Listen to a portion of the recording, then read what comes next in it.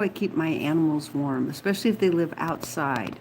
So we have a herd of horses, 10 of them, I think, 11, who live outside 24/7.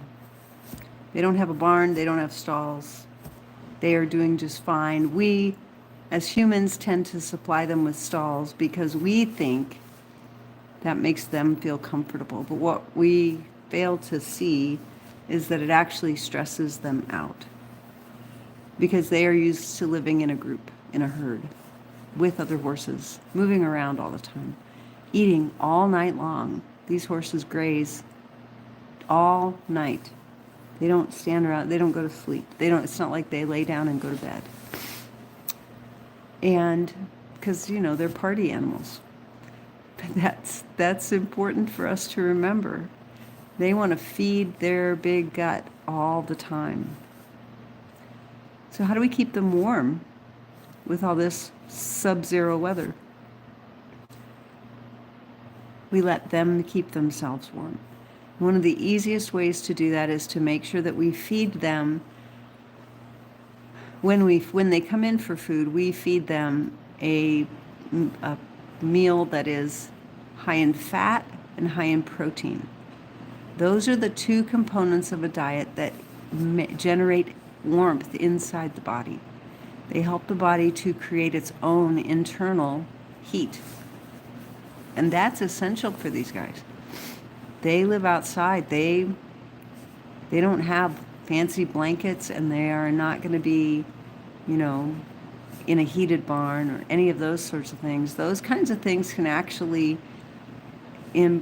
deplete the metabolism of your animals and make it more difficult to manage them.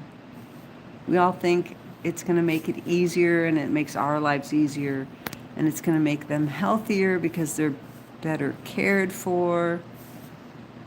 So I want you to think about that.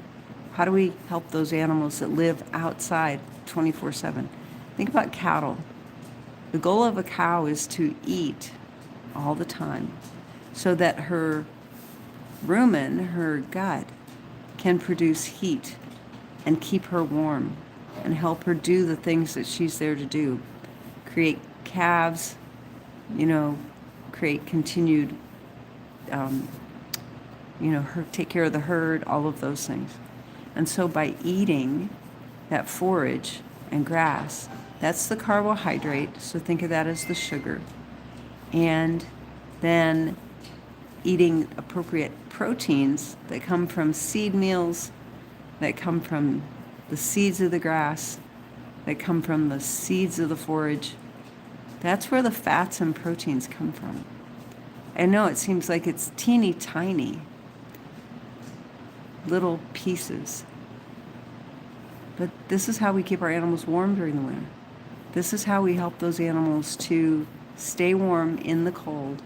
This is how they can be warm anywhere. They don't require us to be there.